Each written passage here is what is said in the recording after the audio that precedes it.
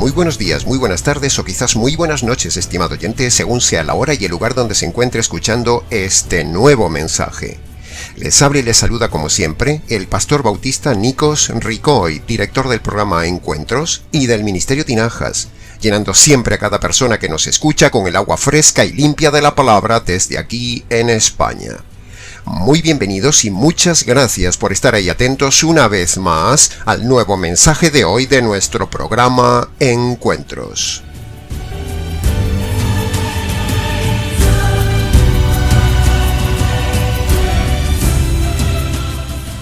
Continuamos hoy, estimado oyente, con el ya quinto mensaje expositivo de este estudio que venimos desarrollando en estas semanas, analizando todo este magnífico capítulo 2 del libro de Efesios.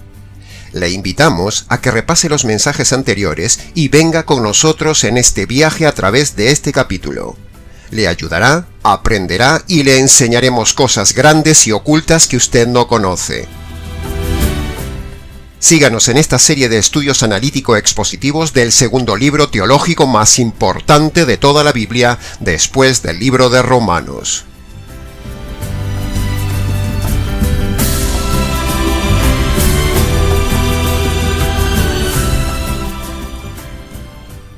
Analizaremos hoy 3 nuevos versículos de forma expositiva, el versículo 8, 9 y 10 de Efesios capítulo 2. Así que póngase cómodo, estimado oyente, preste atención a cada frase que diremos hoy y si necesita escuchar nuevamente el vídeo por alguna idea no comprendida, por favor hágalo.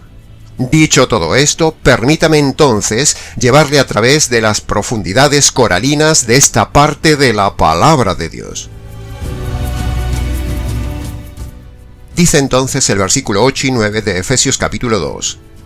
Por gracia sois salvos por medio de la fe, y esto no de vosotros, pues es don de Dios, no por obras, para que nadie se gloríe.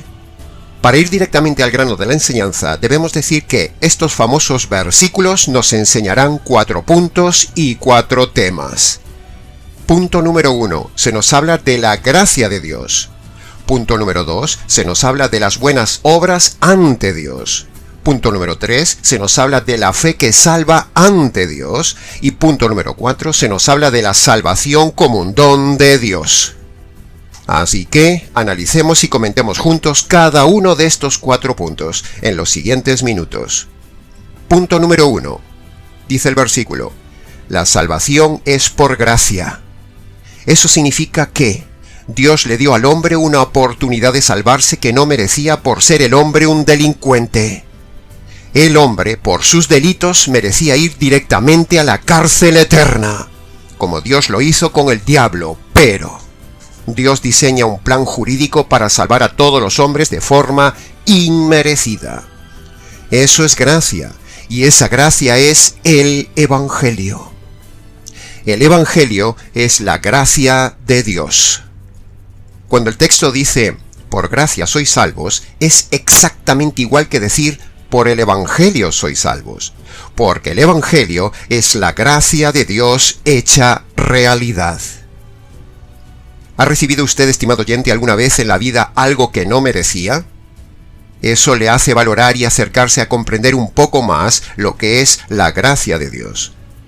Gracia y amor, estimado oyente, son exactamente la misma cosa, pero dicho de forma diferente. La gracia de Dios es una decisión. El amor de Dios es una decisión. El Evangelio fue la gran decisión donde confluyen la gracia y el amor de Dios. Y esa preciosa gracia fue decidida por los 3 personajes divinos en el Consejo Eterno, donde allí el Trino Dios, en deliberación consensuada, predestina salvar a todo el mundo por gracia. Y también en ese consejo se predestina la cárcel eterna para todos los diablos por pura decisión divina.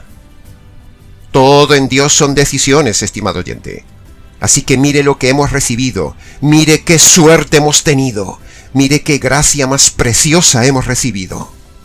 ¡Ay de aquel que rechace esta predestinación de Dios! Es decir, que rechace ser salvado por esta gracia, por medio de la fe, por medio del Evangelio. El Evangelio es la gracia de Dios. Dice Pedro en Hechos capítulo 2, versículo 23, hablando de Jesús: Este fue entregado por el determinado consejo y previo conocimiento de Dios. Ahí lo tiene, estimado oyente. El Dios plural se reúne en consejo eterno y predetermina en su conocimiento que el mundo sea salvo por gracia. No puede haber consejo si solo hay uno. Por lo tanto, ahí inferencialmente hablando, se ve la pluralidad de Dios otorgando a todo el mundo la posibilidad de salvarse. Éramos como diablos y fuimos tratados como privilegiados.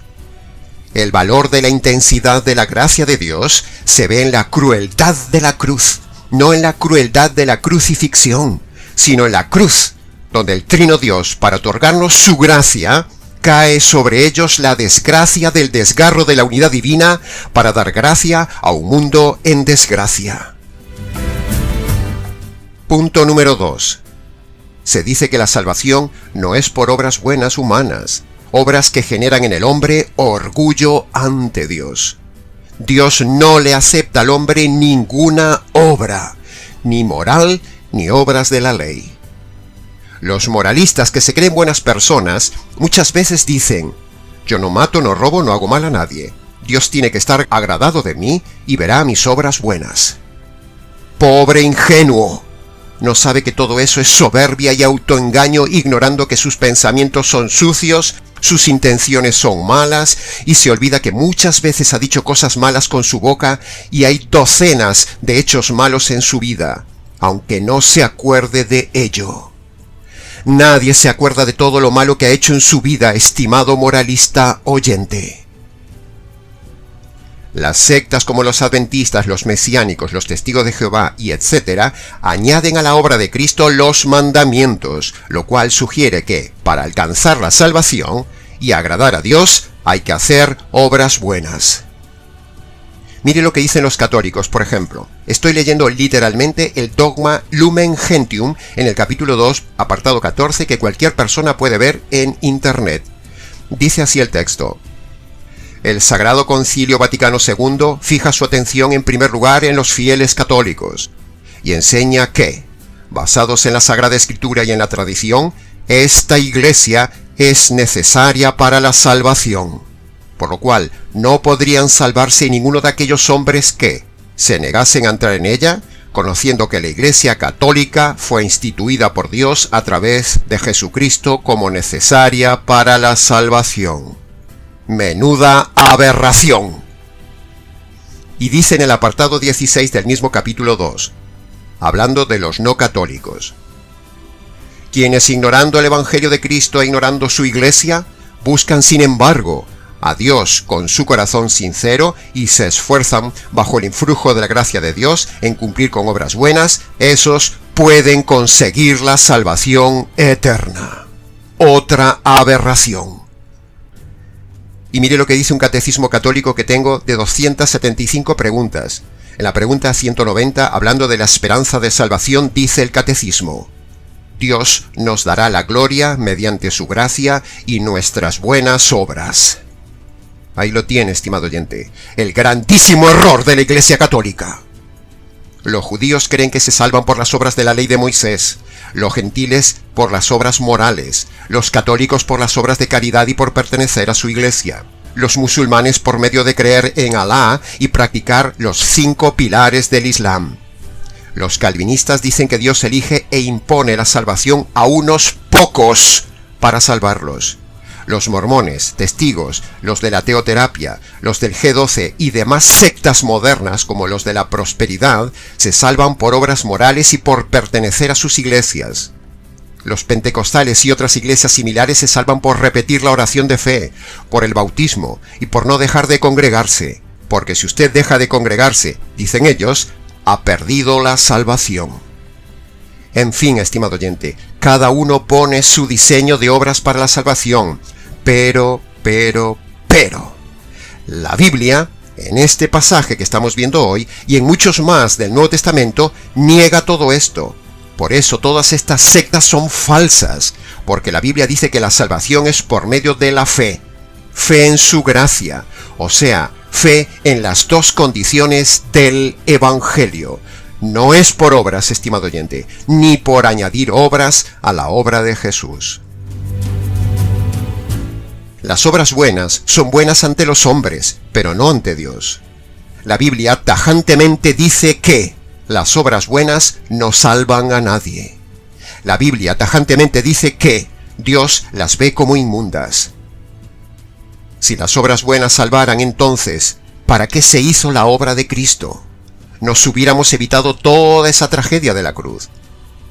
Otros dicen que las obras buenas complementan la obra de Cristo. Pero, ¿qué puede aportar o complementar un hombre inmundo e imperfecto a la obra perfecta de Cristo? Por otro lado, con este argumento, ¿están diciendo que Cristo hace obras incompletas? Preguntamos también, si usted tiene que hacer obras, ¿cuántas obras buenas tiene que hacer, estimado oyente, para salvarse? ¿No se da cuenta de la agonía que significa no saber cuántas obras tiene que hacer en su vida para salvarse? ¿Y si le faltara tan solo una obra buena antes de morir? ¿Se da cuenta de la agonía? Menuda agonía, ¿no cree? Por otro lado, lo que usted considera obras buenas, Dios quizás no lo considera así, lo había pensado. De hecho, Él dice que son suciedad las obras buenas del hombre. En el cielo no hay balanza, como dice la Iglesia Católica, como dicen muchos por ahí, que cuando Dios los llama a cuentas esperan tener más obras buenas que malas en esa supuesta balanza inventada, de la cual la Biblia no habla nunca. Pero aún eso de la balanza sería un riesgo enorme en el caso de que fuera real, porque usted iría a la eternidad con incertidumbre de si en el platillo de las obras buenas hay mayores obras que en el platillo de las obras malas. Pero resulta que allí no hay ninguna balanza en el cielo. Allí hay un juez, hay justicia, hay un juicio y luego una condenación eterna. Piense esto, estimado confiador de sus obras. Un delincuente, aunque tenga 100 obras sociales maravillosas, pero tiene tan solo un delito, el juez lo condenará por un solo delito, y las obras buenas sociales que hubiera hecho no le valdrían de nada. Ese es el concepto católico romano errado que corre por esa falsa iglesia romana y que los mismos líderes fomentan para que la gente se los crea. Ahora, escuche bien, estimado oyente, lo siguiente. Las dos únicas obras que salvan al hombre son, según Marcos capítulo 1 versículo 15 y Hechos capítulo 20 versículo 21, 2. Primera obra, el reconocimiento de sus pecados, o sea, el arrepentimiento. Segunda obra, la fe en la justicia caída sobre el Señor Jesús, es decir, creer el Evangelio. Esto es lo único que usted debe obrar, lo único que usted debe hacer, es lo único que Dios le admite como obras para salvarse. Todo lo demás, como ya se conoce, son trapos de inmundicia, como dice el famoso pasaje de Isaías capítulo 64, versículo 6. Léalo, por favor. Sobre este punto de las obras justas del hombre, tenemos un vídeo en el canal más extenso que habla expresamente del tema y que le invitamos a ver, cuyo título es Radicalidad Total. Le rogamos lo escuche para no repetir aquí esas mismas ideas. Muchas gracias. Bien, continuando con el tema de la no salvación por obras, decimos que la salvación por obras menosprecia el Evangelio, menosprecia a Dios, porque allí Dios volcó todo su ser para regalarle al hombre lo que el hombre no podía conseguir nunca, la salvación. Sin embargo, el hombre y el despreciativo hombre le dice a Dios: «Oh, no, muchas gracias, yo me las arreglo por mí mismo para salvarme». Así es el soberbio y arrogante hombre que pretende presentarse ante Dios, vanagloriándose de sus logros y sus basuras ante Dios. ¿Se da cuenta cómo es el hombre y se da cuenta lo que promueven los hombres y sus religiones? ¿Se da cuenta de la que le va a caer el día del juicio a esos líderes que promueven la salvación por obras? ¿Sabe la que le espera, señor sacerdote, el día del juicio por promover la salvación por obras? ¿Sabe la que le espera, pastor falso adventista, por añadir sus obras a la obra de Cristo? ¿Sabe la que le espera, señor pastor o pastora, defensores de la oración del pecador, de la mentira del pase al frente y la mentira de repite una oración y acepte a Jesús en el corazón? ¿Sabe la que le espera? ¿Sabe la que le espera en el juicio al inventor de las 4 falsas leyes espirituales? ¿Sabe la que le espera en el juicio y después del juicio a los pastores que siguen reproduciendo estos falsos métodos y falsos evangelios? ¿Sabe la que le va a caer a esta gente? Les va a caer nada más ni nada menos que la ira y la justicia divina por mentirosos y engañadores, y escucharán la voz del Hijo de Dios diciendo: Ciegos, guía de ciegos, apártense de mí, malditos, al fuego eterno, preparado para el diablo y sus ángeles. Todo aquello que ofenda, complemente o sea añadido a la obra de la cruz, recibirá en sí el castigo que un día cayó en la cruz. Se lo merecen por gloriarse en sus obras y no gloriarse en la bendita obra de la cruz, o sea, el Evangelio. Por eso estamos aquí, estimado oyente, como voz que clama en el desierto, para decirle que deje la arrogancia de pretender salvarse por sus obras y que abandone esos pastores y abandone esas iglesias falsas, y por el contrario, aunque tenga que quedarse solo sin congregación, salve su alma apropiándose de las 2 condiciones del Evangelio jurídico, que es lo que sí le salva. Congregarse no salva. Las buenas obras no salvan, la religión no salva, pertenecer a una iglesia no salva, bautizarse no salva, diezmar no salva. Lo que salva es el Evangelio.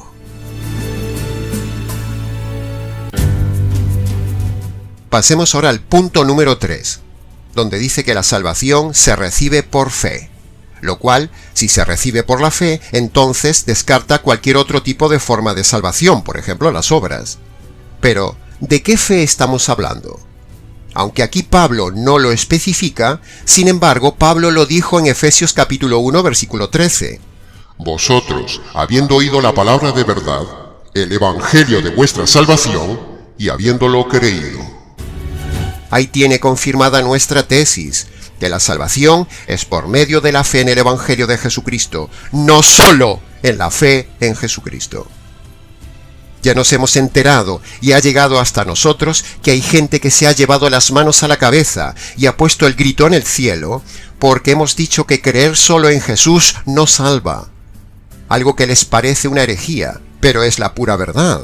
El problema no es lo que decimos aquí, el problema es la supina ignorancia de esos críticos, teólogos o lexicólogos o pastorólogos. Pero señoras y señores seguidores del canal y del programa, la salvación para los gentiles no es por creer en el Señor Jesús, sino que la salvación para los gentiles es por creer en el Evangelio de Jesús. Metas eso en la cabeza, estimado crítico. Ya hemos dicho muchas veces, para los ignorantes predicadores que no tienen ni idea del tema, que una cosa es el evangelismo hacia los judíos y otra cosa es el evangelismo hacia los gentiles. En la Biblia hay 2 enfoques evangelísticos, uno a los judíos y otro a los gentiles. Son diferentes. Y los pastores errados no se acaban de enterar de esto, y entonces aplican el enfoque judío con versículos que son para los judíos, aplicándolo a los gentiles. Por eso la gente no se salva. Nuestra audiencia es mayormente gentil, así que le predicamos el enfoque gentil, el enfoque bíblico y el enfoque jurídico. Si estuviéramos en una radio judía, o en un ambiente judío, o en una zona judía, sin duda usaríamos el enfoque judío demostrando ante todos esos judíos, vez tras vez, que Jesús es el Mesías para que el judío crea en Jesús sólidamente. Pero no estamos en un ambiente judío, sino en medio de un continente netamente gentil. Así que, esos ignorantes que nos critican, sepan que seguiremos predicando que los gentiles no se salvan por creer solo en Jesús, se salvan por creer en el Evangelio de Jesús. Miren lo que dice Pablo en Efesios capítulo 3, versículo 6, confirmando todo esto que decimos. Los gentiles son coherederos y miembros del mismo cuerpo de Cristo y copartícipes de la promesa en Cristo Jesús por medio del Evangelio. ¿Ha oído bien, señor crítico del Ministerio Tinajas? Pero por si acaso no ha oído bien nuestra tesis, le voy a dar otros pasajes más del libro de Efesios. Por ejemplo, en Efesios capítulo 3, versículo 8, que dice: Me fue dada esta gracia de anunciar a los gentiles el Evangelio de Cristo. Y mire cómo termina Pablo, el apóstol de los gentiles, su carta a los Efesios, allí en Efesios capítulo 6, versículo 19. Al abrir mi boca, quiero que me sea dada palabra correcta para dar a conocer con denuedo el misterio del Evangelio a los gentiles. En cambio, mire lo que dice Pablo en Hechos capítulo 9, versículo 22, referente a los judíos. Pablo se esforzaba y confundía a los judíos, demostrándoles que Jesús era el Mesías. Y en Hechos capítulo 18, versículo 28, hablando de Apolo, dice: con gran vehemencia refutaba públicamente a los judíos, demostrando por las Escrituras que Jesús era el Mesías. Ahí lo tiene, estimado oyente. Ahí tiene nuestra tesis claramente, que la salvación para los judíos es por medio de la fe en el Mesías, y para los gentiles la salvación es por medio de la fe en el Evangelio del Mesías. Irrefutable. Por eso decimos que lo que salva a los gentiles no es una fe en general, no es una fe etérea, no es una fe en un apóstol, no es una fe en la oración del pecador, no es la fe en las 4 leyes espirituales, no es la fe de creerse eso de aceptar a Jesús en el corazón, no es la fe en el Papa, no es la fe en una iglesia salvadora, no es una fe en el bautismo, no es una fe en Dios, no es una fe en la Biblia, no es por fe en una virgencita o la fe en algún santo favorito, o la fe en algún hombre, o la fe en la misa, o la fe en un cura, no es una fe en su religión, etcétera, etcétera, etcétera, sino que lo que salva es la fe en el Evangelio que constantemente predicamos en este canal. Así que, dicho esto, escuche bien, estimado gentil, escuche brevemente la verdadera fe que le salva, escuche lo que usted tiene que creer. Punto número 1.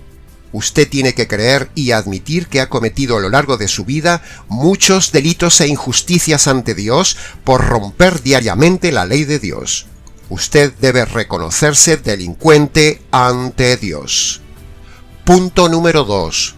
Usted tiene que creer y admitir que esas injusticias merecen castigo y merecen justicia divina eterna sobre usted. Punto número 3. Usted tiene que creer que esa justicia que usted merece recibir en la cárcel eterna le cayó al Señor Jesús en la cruz de forma inmerecida.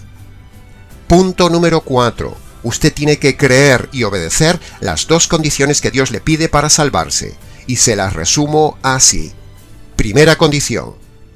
Usted debe humillarse y reconocer sus pecados e injusticias cometidas en el pasado y abandonar los pecados presentes. Eso es el arrepentimiento, o sea, la primera condición. Segunda condición. Usted debe creer, debe recibir, debe apropiarse, debe agarrarse de la justicia que le cayó al Señor Jesús en la cruz por sus injusticias, estimado oyente. Y punto número 5, cuando usted cree todos estos puntos que hemos dicho en ese orden, y obedece usted esas 2 obras, esas 2 condiciones que pone Jesús en Marcos capítulo 1, versículo 15, entonces, esta sí es la fe verdadera que lo salva, estimado oyente gentil. Esto es lo que Pablo dice ahí en el verso 8, por medio de la fe. Ahora usted ya conoce la verdadera fe respecto de la falsa fe o de la fe generalista e insustancial religiosa. Por lo tanto, salga de esas religiones, salga de la fe falsa y agárrese de la verdadera fe. Y decimos esto porque la doctrina calvinista reformada enseña, primero, que la fe es don de Dios exclusivamente para algunos elegidos. Y segundo, enseña que la salvación es algo impositivo para unos pocos elegidos. Pero ambas cosas son falsas. Dos errores muy graves en la soteriología calvinista que denunciamos públicamente desde este canal. En cambio, nosotros decimos que la fe es un don universal y la salvación es un don solo para el hombre que lo recibe libremente. El arrepentimiento, la fe y la salvación son dones de Dios, pero el arrepentimiento y la fe son dones innatos y la salvación es un don elegible. El hombre no puede elegir el arrepentimiento y la fe, pero sí puede elegir la salvación. En resumen de este punto número 3, la salvación para los gentiles es elegida libremente por medio de la fe en el Evangelio. El que lo crea se salvará, y el que no lo crea se condenará, dice Marcos capítulo 16, que conste en acta. Pasemos ahora al análisis del punto número 4. La salvación es diseño y regalo de Dios, no del hombre. Por eso dice, es don de Dios.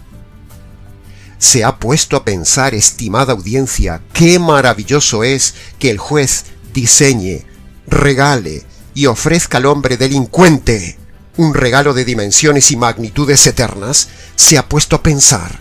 Es simplemente para caer de rodillas y no decir nada más, porque las palabras sobran ante esta tremenda frase del verso 8. Es don de Dios. Ahora, que la salvación sea diseño de Dios no anula que recibir esa salvación sea decisión humana. Repito, que la salvación sea diseño y don de Dios no anula que recibir esa salvación sea decisión humana.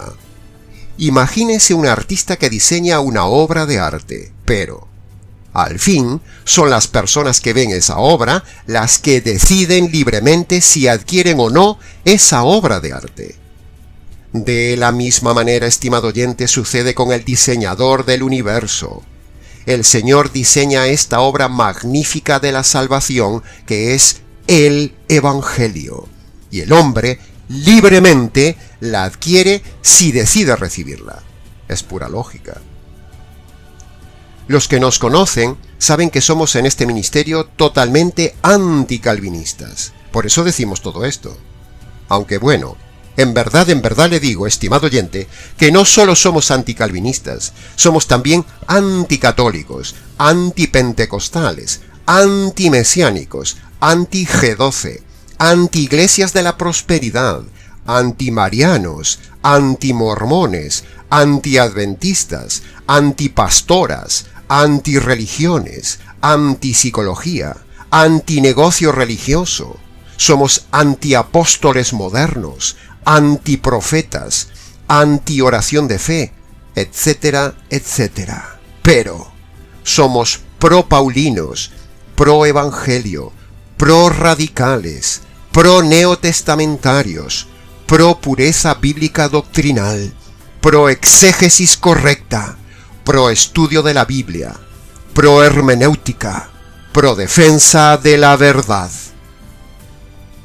En este ministerio creemos radicalmente que cada individuo elige su destino eterno de acuerdo a si recibe el llamado de Dios o si lo rechaza. La salvación depende del hombre, aunque la salvación en sí haya sido totalmente diseñada, decidida, ofrecida y presentada providencialmente por Dios al hombre.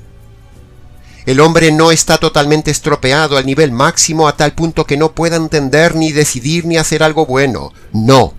El hombre está depravado, pero no totalmente depravado. Y ese margen de no depravación es el margen que le permite aún decidir salvarse o no salvarse, recibir o no recibir el don de Dios. Depende de usted. Para defender todo esto, veamos lo que dice Jesús en Juan capítulo 5, versículo 6. ¿Quieres ser sano? Es decir, ahí Jesús le está dando la oportunidad de elegir al hombre. Es como si Dios dijera: He diseñado esto para ti. ¿Quieres recibirlo? Y entonces el hombre se justifica y ofende a Dios diciendo: Oh, no, yo te lo pago. Y Dios le dice, pero si no puedes pagarlo, primero me ofendes al querer pagarlo, porque es un don, y un don no se paga. Y segundo, porque es imposible que lo puedas pagar. Y el hombre en su ceguera y arrogancia le responde a Dios, bueno, sí, pero voy a esforzarme toda la vida cuanto pueda para pagártelo. Entonces Dios le dice, ¿no te das cuenta, hombre ciego y necio, que no puedes pagarlo? Precisamente por querer pagarme lo que no puedes y ofenderme con tus sucias obras, serás enviado a la cárcel eterna. ¿Se da cuenta de la necedad del hombre, estimado oyente? Así es el hombre, así es la religión. Fomenta el pago de un don impagable. Ay de aquellos que no reciben este don, y hay de aquellos que ofenden a Dios añadiendo o enseñando que hay que añadir algo suyo a este don de Dios. La salvación no se consigue, la salvación se recibe. Reciba hoy, estimado oyente, este regalo inmerecido, este don de Dios. Así que, le invitamos, vaya a su habitación, se lo ruego, cierre la puerta, póngase de rodillas y descálcese en señal de reverencia por haber ofendido a Dios toda su vida. Y ahí obedezca las dos condiciones que pone el Señor Jesús. Primero, en sus palabras, reconozca sus pecados pasados, estimado oyente. Segundo, abandone sus pecados presentes. Esto sería el arrepentimiento, que es la primera condición. Segundo, agárrese, aprópiese, reciba esa justicia que le cayó al Señor Jesús en la cruz por sus injusticias, estimado oyente. Échese encima esa justicia para que Dios lo vea justo.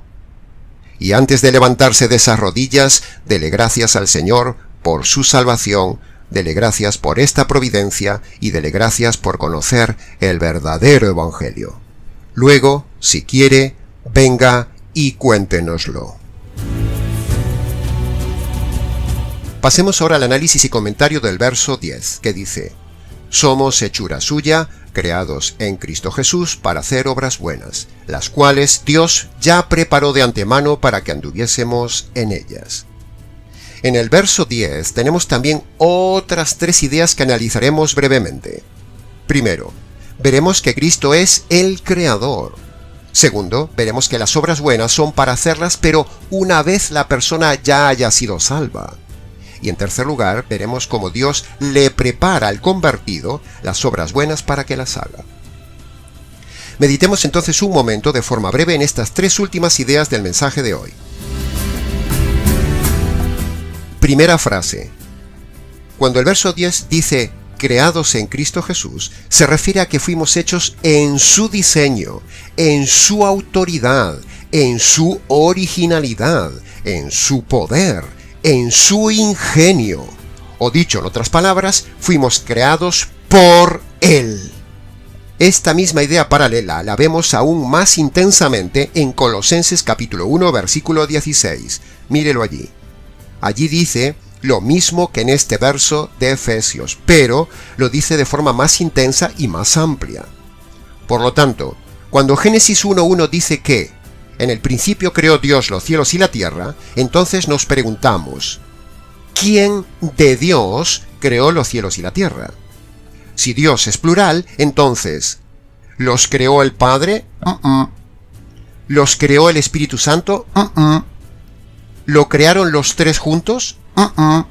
Los cielos y la tierra los creó solo el Señor Jesús, el Hijo. Pues Efesios capítulo 2, versículo 10, Colosenses capítulo 1, versículo 16, Juan capítulo 1, versículo 3 y Hebreos capítulo 1, versículo 2 son cuatro contundentes libros que demuestran que el creador del universo es el Hijo, no el Padre. Sí, ha oído bien. Por muy extraño que le resulte, el creador de todo el universo es el Hijo, no el Padre. Siempre se nos ha dicho que el Padre es el creador de todo. Pues no, señores. El Hijo es el creador. Él es el diseñador, dueño y sustentador de todo el universo, desde la célula hasta el átomo. y todo en este mega multiuniverso que existe es suyo y creado por Él. Cristo ha diseñado todo, estimado oyente. Es un arquitecto magnífico. Adórele, sea o no sea usted convertido. Pasemos ahora al análisis de la segunda frase del versículo 10. Ahí vemos que una vez que la persona se salva a sí misma por su libre decisión, entonces ahora sí, una vez salvo, a Dios las obras del hombre le importan y le agradan. Y aún encima, esas obras buenas luego tendrán premio en el reino. Entonces, ahora sí todo encaja. Las obras buenas no son para salvarse, pero una vez salvo, hacemos las obras buenas para agradarle.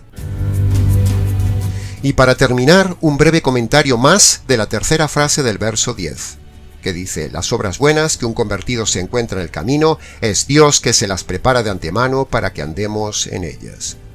Y así ha pasado con este varón que les habla, estimado oyente, y con este ministerio que crece más y más.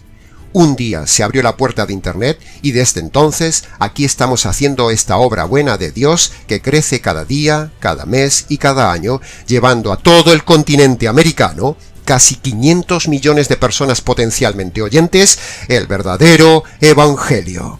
El Evangelio del Señor del Evangelio. Amén. Aleluya. Y hasta aquí, estimado oyente, con el gozo de haber compartido este súper analítico, expositivo y teológico mensaje del día de hoy. Mucho más se podría haber dicho del tema, pero con lo dicho es suficiente. Para preguntas, comentarios y más amplitud del tema, escríbanos nicos@gmx.es. ¿Les ha compartido la verdad, solo la verdad y nada más que la verdad de estos 3 versículos de hoy, este expositor bíblico, Nikos Ricoy, del Ministerio Tinajas, desde aquí en España? Será entonces, con el gusto de siempre, hasta nuestro próximo estudio de Efesios en nuestro ya habitual programa Encuentros.